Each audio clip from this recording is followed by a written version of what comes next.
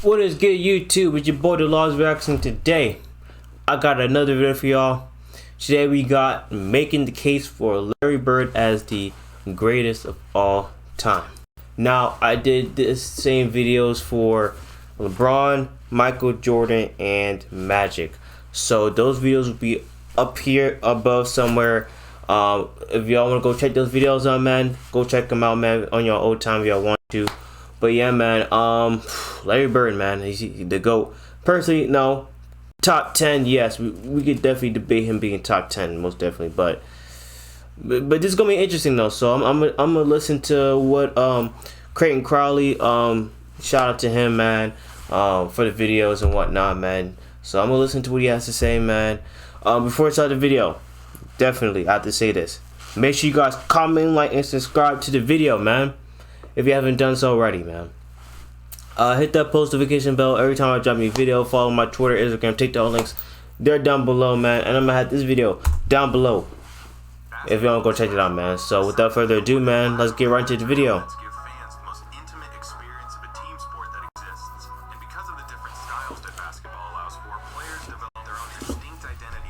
Larry Bird, man. This is gonna be interesting, man.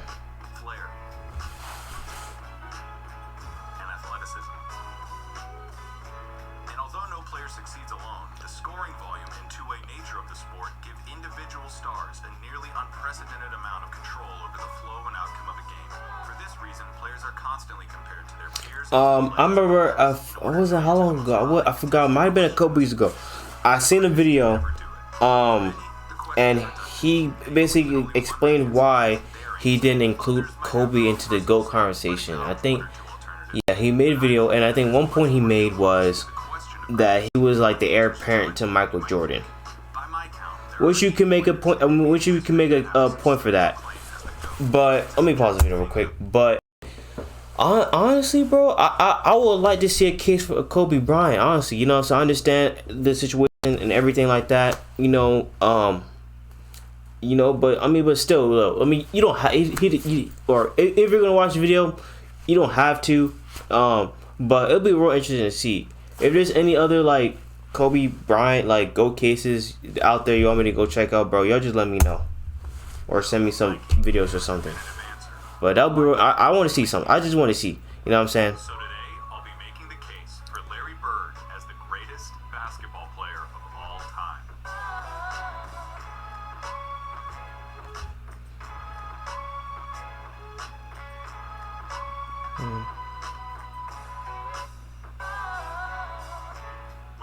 Basketball, Larry Bird is the smartest, clutchest player to ever play the game. Now, if you don't think that Larry Bird is the greatest basketball player of all time, you probably hate that I just said that.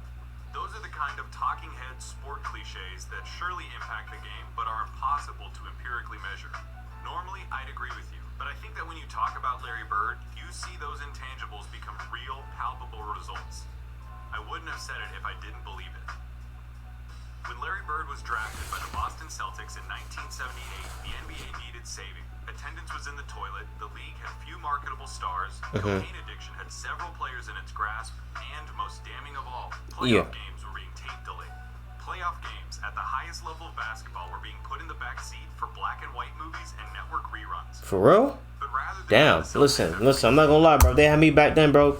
I would have had the NBA pod, bro. Listen, I'm not gonna lie, bro. You know what I'm saying? Back then in the 70s, I would have had the little afro, the little chain, you know what I'm saying? Niggas probably would have dropped cool little 30 points per game, you know what I'm saying? That's just me, you know what I'm saying? But yeah, this point he just made, I think that's the same point he made for, not the same point, but that's basically what he talked about in the Magic Johnson video, the one we watched last week. Basically same thing. So yeah, NBA was really shit back then, huh? Overall, Larry Bird decided to return for his final year at Indiana State, a decision that would prove to be one of the most important in the history of the sport. Bird's final year saw the Sycamores tear through college basketball, going 33-0 before the national championship game. Bird, already claimed by the NBA's most historic and prestigious franchise, had established himself as the generational talent who would inherit the mantle of pro basketball. Indiana State's opponent in the national championship was Michigan State, captained by the immortal Magic Johnson. The the Sycamores lost the championship to the more talented Spartans in the highest-rated game in the history of basketball at any level, still to this day. That's crazy. The stage had been set. The next decade of basketball, Even with all the TV we have today, like that's crazy. the White Hick from French Lick and his Boston Celtics, and the Black Magic and his Showtime Lakers. The rivalry between Bird and Johnson is entwined into the fabric of the NBA and is worthy of 100 documentaries. In this video, though, we're going to be looking at Bird's claim of supremacy. Here's Bird's basketball resume. Okay, 3 championships, regular 3 MVPs, 2 final MVPs, 12 All-Stars. 3 MVPs came consecutively, making him only the 3rd player to accomplish the feat, along with Bill Russell and Will Chamberlain. Now, I'll say something about this, right? This is actually impressive. These are actually good accolades. I think Larry Bird played from 79, and then he retired in 92. So that's at least 12, 13 seasons right there, right? So that's about the same time. That's about the same amount Magic played 12 seasons too. Honestly, the only thing that kept him from Larry Bird from playing longer, bro, was the injuries, bro. I think it was probably the back injuries or the neck injuries that held him back, bro. But honestly, bro, if he kept playing for a few more years, bro, probably see another championship, maybe. I don't know, but hey, maybe. 2 finals MVPs are misleading. He was absolutely the best player on the 81 Celtics, but he was only a sophomore, and his 15 points per game in the finals gave the media an excuse. And that's so crazy too, cause Bird and Magic, right? Both of them won titles. I think Magic won his rookie year, and then Bird his second year. And they played very, very important parts in that team at such a young age, bro. Wow. Also come with the caveat that Bird only played for 13 seasons. 13 seasons, yeah. All but 6 games of the 89 season following surgeries on both feet. Damn, he got surgery on both feet? A 13-year Damn. career, and this guy is supposed to be the GOAT? What color of paint are you on? Yeah, bro. I think about that. 13 seasons is like, dang, it's like, can you make it go for a person that only played 13 seasons compared to LeBron? And it's like 17th season. Michael Jordan played 15 seasons. Who else? Magic. I mean, Magic played 12, but I mean, he had a more impressive resume. But yeah, I mean, let's hear. Like, this gonna be real interesting. Green, obviously. But hear me out. Yeah, Bird's career lasted about 2/3 as long as it should have. But what he did in that time was so impressive and so substantial that every basketball fan acknowledges that he's in the conversation as the greatest ever. Doesn't it matter that those 13 years saved professional basketball, delivered a disproportionate amount of memorable moments, defined the golden age of the league, and produced a career by which all other forwards, before or since, are measured? Bird squeezed every drop of talent out in those 13 years and made it seem more like 30. He didn't just leave his fingerprints on the game. He left so much of his DNA in the sport that it needed a cigarette afterwards. There's something to be said about the candle that lasts half as long but burns twice as bright. Those 3 years stack up with any other run by any other player. I will put an A+ Larry Bird season up against anyone's. What does an A+ Larry Bird season look like? A full box score, a blowout win, a nearly undefeated record at home, and a play style that can only be described one way: white. Larry Bird isn't just a white basketball player, he's the white basketball player.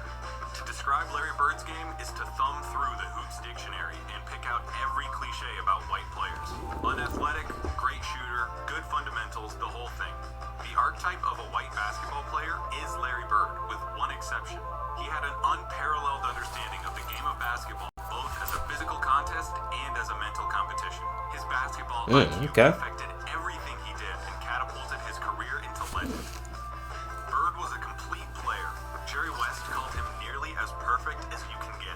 He was the league's first great marksman. He could contort his body to shoot from anywhere on the court, regardless of the level of defense. Okay, I see what the trick shot. And was the founding member of the 50-40-90 club. At 6'9", Bird's understanding of angles and coordination led to a higher rebounding average than Patrick Ewing, and it made him an impressively adept finisher in his younger years. 86, Bird dropped 47 points on the Blazers, playing the majority of the game left-handed. His lack of quick lateral movement meant that Bird didn't do much when it came to slapping the floor and picking up the opposing point guard, but his size and omniscience gave him the ability to body similarly sized players, read defenses like a free safety, and pick off passing lanes with ease. His passing was transcendent, and I'll highlight it later. And of course you need to know that Larry Bird was a tough MFer. He had a superhuman motor and dove for loose balls like a beagle at the park. He was a willing participant in his share of fights, often precipitated by his league-renowned trash talk. Larry Bird told Robert Reed he got to stay there. He should have stayed in preaching. Yeah, like quick side comment. I'll compare Larry Bird to like a NFL free safety or like a hard hitting free safety. Yeah. What y'all think about that? Y'all let me know.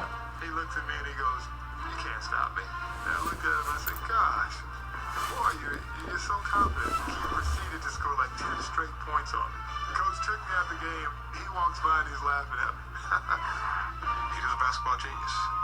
He'd be a step ahead, a thought ahead, play the game like a chess game. I'd much rather guard Michael Jordan than Larry Bird because you have to play the game as a thinker when you're playing him. You have to get inside his mind. If you put all of us in a room, Magic, Jordan, myself, and Bird probably be the guy who walks out of the room at the end of the day. Did you notice something during those testimonies? Those are some of the best basketball players of all time, and they all sing Bird's praises like they were former assassins who had to go toe-to-toe with John Wick, and they're just happy to be alive. Bird excelled during one of the most talent-rich periods in league history. The abridged list of his basketball... Yeah, that talent was crazy. The comp was crazy back then. Sidney Moncrief on the Milwaukee Bucks, Isaiah Thomas, Bill Laimbeer, and the Bad Boy Pistons, Dominique Wilkins on the Atlanta Hawks, Bernard King on the New York Knicks, Michael Jordan on the Chicago Bulls, Hakeem Olajuwon and Ralph Sampson on the Houston Rockets, and of course, Magic Johnson, James Worthy, and Kareem Abdul-Jabbar on the Los Angeles Lakers. Alright, there's no point avoiding it any longer. We have to look at Magic versus Larry. If you have Magic over Larry, it's because he has 5 rings to Larry's 3, had a peak that lasted about 2 or 3 years longer than Larry's, and had a 2-1 record against Bird's Celtics in the finals. Right. Perfectly legitimate, completely respectable arguments. But in the interest of making Bird's case, allow me to retort. For nearly the entire decade of the 1980s, the Eastern Conference was irrefutably the more competitive conference between the two. Considering the competition, for Bird to have made 5 finals appearances is just as impressive as Magic's 9. As for the head-to-head record responsible for Magic's 2 extra titles, he had more help. Seriously, the Celtics' Big 3 and the Lakers' Big 3 get compared all the time historically as if they were of equal caliber, but weren't Magic's accomplices just a step above Bird's? No disrespect at all to Kevin McHale and Robert Parrish, but Kareem was the outdog on the 71 Bucks and was the best player for at least 2 of the Lakers' 5 titles. James Worthy was the #1 pick out of UNC after winning a championship as the best player on a team that had Michael Jordan on it. Throw in the fact that Magic got to be coached by Pat Riley, one of the most brilliant minds in basketball history, and you could say that the Magic-Bird argument comes down to one thing: luck. So if their careers come down to luck, the question just becomes who you would rather take. Now, I'm not making this video I'll still to tell take you why Magic. you shouldn't take Magic. I'm making this video to tell you why you should take Bird. Not just over Okay. Magic, but over everybody. One thing that helps him is the fact that his play would translate perfectly into the league today. A 6'9" sharpshooting forward with eyes in the back of his head who averaged double-digit rebounds in an era against Moses and Laimbeer. He'd gobble up boards as a power forward. He'd be an offensive mismatch against everybody as a small ball center, and his off-ball skills and passing would pair perfectly with the flow of today's game. Add in his competitive mania and 3 generations worth of medical advancements, and we're talking about a player who could have stuck around so long they would have had to rename the league. Yeah, probably at least 20 years. Bird, I would hope that you would notice something. He always knows where everybody is. Watching Bird play basketball is like watching those monsters from A Quiet Place that know where you are if you make any noise at all. Bird had a level of clairvoyance that bordered on the unnatural. In '85, he ended up 1 steal away from a quadruple-double after playing just the first 3 quarters. Damn. His passing was famously infectious and helped transform the Celtics of the 80s into an ideal that basketball teams at all levels are still shown tape of. They moved the ball with precision and intent, always looking for better shots and determined to get the entire team involved in the effort. That fact is almost entirely attributable to Bird and his wizardry with the ball. also helped Bird become the only player with a GOAT claim to transition successfully into other basketball roles after his playing career. In his 3 years as the head coach of the Pacers, Bird won a Coach of the Year award, coached the Pacers to their first and only finals appearance, and gave Michael Jordan as much trouble as he'd ever gotten in his career in the '98 Eastern Conference Finals. After moving into a front office role for Indiana, he won Executive of the Year in 2012, becoming the only person to have an MVP, Coach of the Year, and Executive of the Year award. Okay. On the court or off of it, inside and out, Larry Bird sees basketball as only he can. That intelligence also lent itself to Bird's defining skill, making the big plays. Remember, NBA players get paid to win games. James Harden is getting paid nearly $40 million this year because he's supposed to help the Rockets win games. Well, he did. Not no more, but he did. The win column doesn't care how it happens. As Mark Sinclair once said, It don't matter if you win by an inch or a mile. Winning's winning. R.I.P. to Paul Walker. is down 1 in a crucial playoff game with 8 seconds left, and you need to hit a shot to stay in the series and keep your season alive. That's where players really separate themselves and earn their money. Love it or hate it, it's the players that come through in the big moments that live forever in our memories. Some players, for whatever reason, were never able to do it consistently. Side chick you in. Were truly outstanding at it. Larry Bird was the best at it.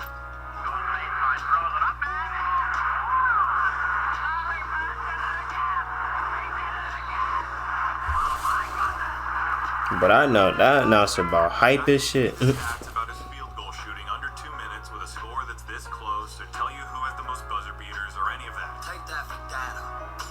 I'm just gonna show you clutch moments in clutch situations. 1985 against the Blazers. Bird drops 48 points, including this. Down 1 with 2 seconds left. Bounce pass. They double teaming Bird. Larry, three. Fall away. Yo. 1985 against the Hawks. Bird sets the Celtics scoring record with 60 points with shots like these. They over the right side. Bird the follow, eh? That's a bad man.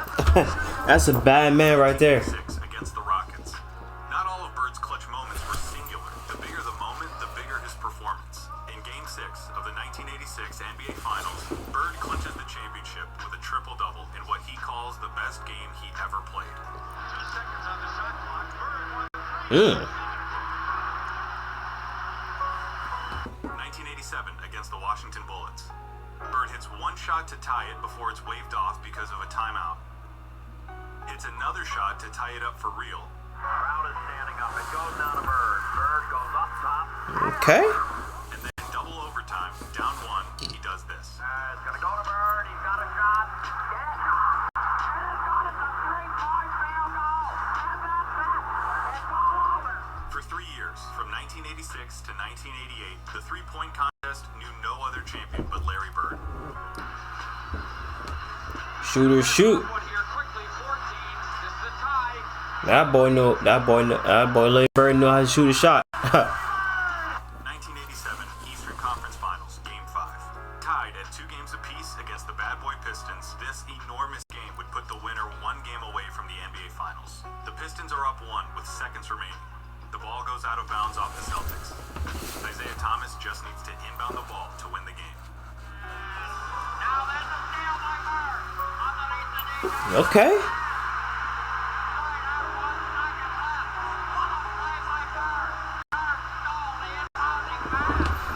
That was clutch. I'm not gonna lie. Games and big moments for me to go through without this ending up as a documentary.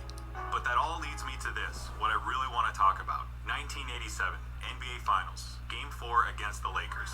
LA is up 2 games to 1, and the Celtics need to win to tie the series and stay alive. Bird hits a 3 with 12 seconds left to go up by 2.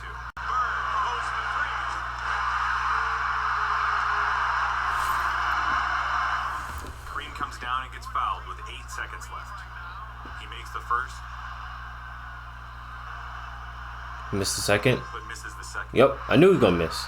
LA ends up with the ball with 7 seconds left, down 1 point. In the low post, being guarded by Dennis Johnson. Byron Scott is in the ball game now. Magic hits this, the baby skyhook. Magic with a hook shot. Scores with 2. 2 seconds left. Oh wait, so when we watched that Magic video, they didn't show this part. Down 1. Yeah, sneaky, yo. That's sneaky. He hit that shit, boy. He made that shit. I bet it wasn't that. When I paused the tape and the ball was hanging in the air, you thought it was going in. Bird thought it was going in. Magic thought it was. Wait, what? Wait, that one Lakers the final. Am I tripping? That one in the finals, right? Yeah, I think so. Yeah, right. I've seen this game before, and I still think it's gonna go in, but it didn't. Pat Riley said it himself. We got lucky. Wow, maybe I forgot. Wow, that's crazy. His shot in the NBA Finals is why he's the clutchest. Because after he makes the big plays, has the big games, hits the big shots, time and time again, you expect him to hit every shot, to win every game. And in those fleeting moments when he doesn't, when he looks like a mere human, when he looks like everyone else who tries to do what he does, you just can't believe it. That's what Larry Bird did. He made the big plays so often you thought he was going to make them every time. He helped turn basketball into a global phenomenon, paving the way for every Michael Jordan, Kobe Bryant, or LeBron James who comes through our lives. He played basketball in its purest form and captained a team that is consistently ranked among the greatest of all time. He has the second highest win percentage in the history of the NBA. Really? Behind Magic by less than 1/2 of 1%, about 10 games. He was the complete package, a player with no holes in his game whatsoever. They called him Basketball Jesus. He didn't get that name without doing something extraordinary. He saved basketball, and he did it by playing it better than anyone else. Here's Magic at Bird's retirement in 1993. Larry Bird said that there would be another Larry Bird one day. And Larry, there will never, ever, ever be another Larry Bird. Facts. To the greatest basketball player ever, but more important, a friend forever.